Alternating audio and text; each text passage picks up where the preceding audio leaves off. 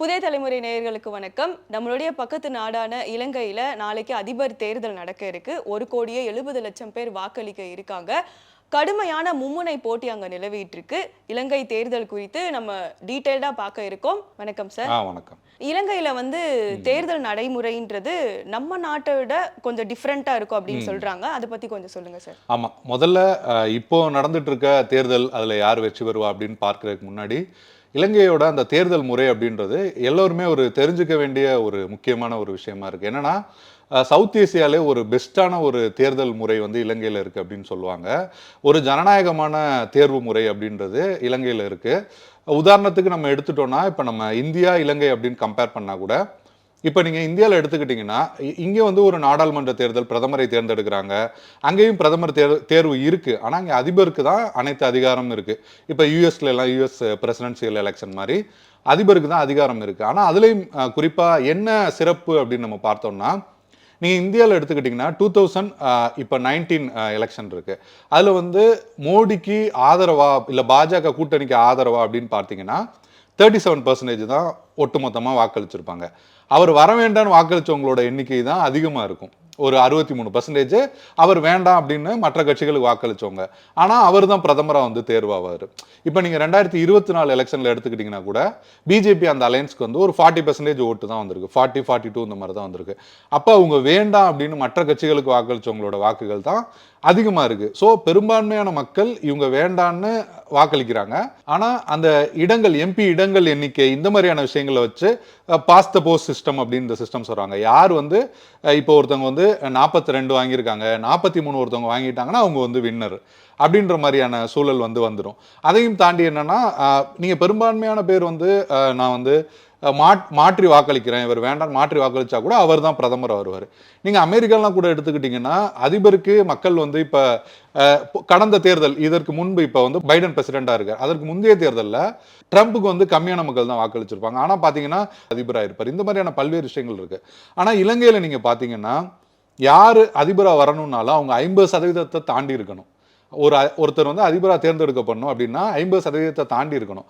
அதுக்கு அங்கே ஒரு முறை பொதுவாக பயன்படுத்துகிறாங்க. என்னன்னா இப்போ இப்போ நம்ம இந்தியாவில் எடுத்துக்கிறோம், இப்போ நம்ம தமிழ்நாட்டிலே எடுத்துக்கிறோமே, நம்ம எம்எல்ஏ ஒருத்தவங்களுக்கு தான் நம்ம வாக்களிக்க முடியும். இப்போ உதாரணத்துக்கு டிஎம்கே, ஏடிஎம்கே, காங்கிரஸ், பாஜக நிற்கிறாங்கன்னு வச்சுங்களேன். நான் டிஎம்கே வேட்பாளருக்கு வாக்களிப்பேன். இப்போ நீங்கள் இப்படி நம்ம ஒருத்தருக்கு தான் நம்ம வாக்களிக்கிற முறை இருக்கும். ஆனால் என்னன்னா அங்கே ப்ரிஃபரன்சிங் ஓட் சிஸ்டம் அப்படின்னு இருக்கு. நானே எனக்கு ஃபர்ஸ்ட் நான் இவர் வரட்டும்னு நான் நினைக்கிறேன், ரெண்டாவது நான் என்னோட ப்ரிஃபரன்ஸ் இவருக்கு, மூணாவது நான் என்னோட ப்ரிஃபரன்ஸ் இவருக்கு அப்படின்னு நம்ம வாக்களிக்க முடியும். நம்ம அடுத்தடுத்து நம்ம ப்ரிஃபரன்ஸையும் கூட அந்த நம்ம யாருக்கு நம்ம வரணும்னு நினைக்கிறோமோ அவங்களுக்கு கொடுக்க முடியும். அதுதான் இலங்கையோட சிஸ்டமாக இருக்குது. அப்படின்னும் போது நம்ம பெரும்பான்மையான மக்களோட தேர்வு யாரோ அவங்க தான் அந்த இடத்துக்கே வருவாங்க. அதில் எப்படின்னா இப்போ நீங்கள் சொன்ன மாதிரி அங்கே இதற்கு முன்பு கடுமையான போட்டி இந்த முறை ஏன் நிலவுது அப்படின்னா 1982 இருந்து 2020 கடைசியாக 2019 எலெக்ஷன் நடந்தது. அது வரைக்கும் பார்த்தீங்கன்னா இருமுனை போட்டி தான் இருந்தது. யாரோ ஒரு 2 பேர் நிற்பாங்க. இப்போ உதாரணத்துக்கு டிஎம்கே ஏடிஎம்கே மாதிரி வச்சுப்போமே. இப்போ 2 பேரில் யாராவது ஒருத்தவங்க 50% தாண்டிடுவாங்க. மினிமம் பார்த்தீங்கன்னா 50.29, 50.8, ஜெயவர்தனையில் ஆரம்பித்து கடைசியாக கோத்தபய ராஜபக்சே வரைக்கும் எல்லோருமே பார்த்தீங்கன்னா அந்த 50% தாண்டிடுவாங்க. ஏன்னா இருமுனை போட்டி தான் இருந்தது. இலங்கையில முதன்முறையா இந்த தேர்தலில் கடுமையான மும்முனை போட்டி அப்படின்றது நிலவிட்டு இருக்கு. 3 வேட்பாளர்கள்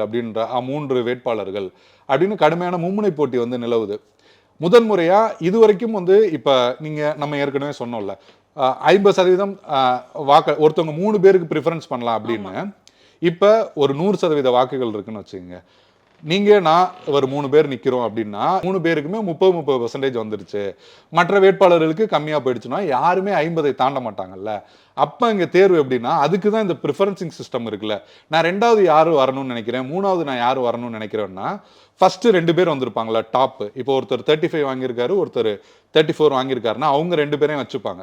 மற்ற எல்லா கேண்டிடேட்ஸையும் எடுத்துருவாங்க. அவங்க போட்டியில் இல்லை. ஆனால் அவங்களுக்கு செகண்ட் ப்ரிஃபரன்ஸ் சிஸ்டம் போட்டிருப்பாங்கல்ல.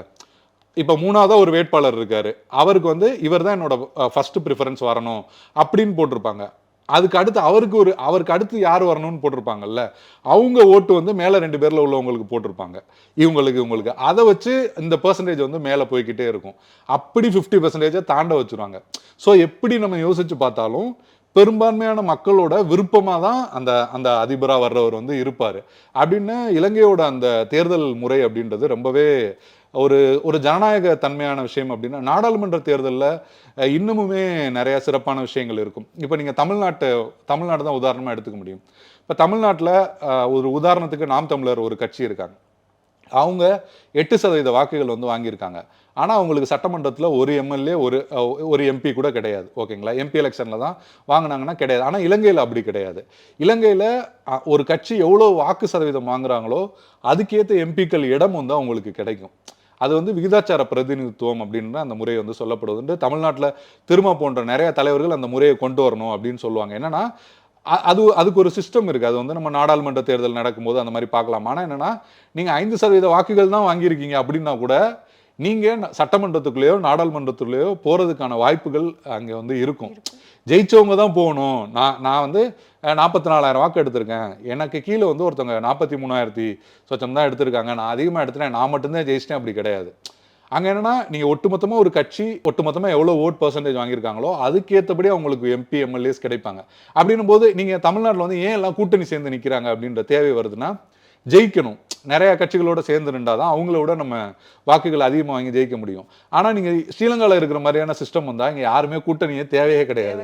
நான் தனியா நின்று தமிழ்நாட்டில் எவ்வளோ ஒட்டுமொத்தமா ஒரு 10 லட்சம் ஓட்டு வாங்குறேன் அப்படின்னு வாங்கிட்டேனாலும் ஒட்டுமொத்தமாக அது ஒரு டிவைட் பண்ணுவாங்க. ஒட்டுமொத்தமாக இருக்கிற பெர்சன்டேஜ் எல்லாம் வந்து எடுத்து அதில் வந்து டிவிஷன் மாவட்டத்துக்கு தான் அதை வந்து டிவைட் பண்ணுவாங்க. அதிக ஓட்டு யார் வாங்கியிருக்கா அதை வச்சு டிவைட் பண்ணி வரும். பெரும்பாலும் பார்த்தீங்கன்னா எல்லா கட்சிக்குமே வாய்ப்பு வந்துடும். அதான் கணிசமான வாக்குகள் வாங்கின எல்லா கட்சியுமே அதுக்குள்ள வந்துடுவாங்க. சுயேட்சைகள் ரொம்ப கம்மியாக வாங்கினவங்க அந்த இதுக்குள்ள அவங்க இருக்க மாட்டாங்க. ஆனால் இப்போ தமிழ்நாட்டில் நாம் தமிழர் மாதிரியோ இப்போ மற்ற கட்சிகள் பாமக தனிச்சு நின்றாங்க, அவங்க ஒரு 6% வாங்குறாங்கன்னா அவங்களுக்கு ஒரு 1-2 இடம் கிடைச்சிரும். ஸோ இந்த மாதிரியான ஒரு சிஸ்டம் இருக்குது. அதனால ஸ்ரீலங்காவோட அரசியல் நாடாளுமன்றம் அப்படின்றது அரசியல் விஷயங்கள் அப்படின்றது ஒரு குழப்பமானது அப்படின்னு பொதுவாக அடிக்கடி ஏதாவது பிரச்சனை வந்துக்கிட்டே இருக்கும். ஆனால் அவங்களோட தேர்தல் முறை அப்படின்றது ரொம்பவே ஒரு தெளிவான ஒரு ஜனநாயகத்தன்மையான ஒரு தேர்தல் முறையாக இருக்குது அப்படின்னு தான் பார்க்க முடியும்.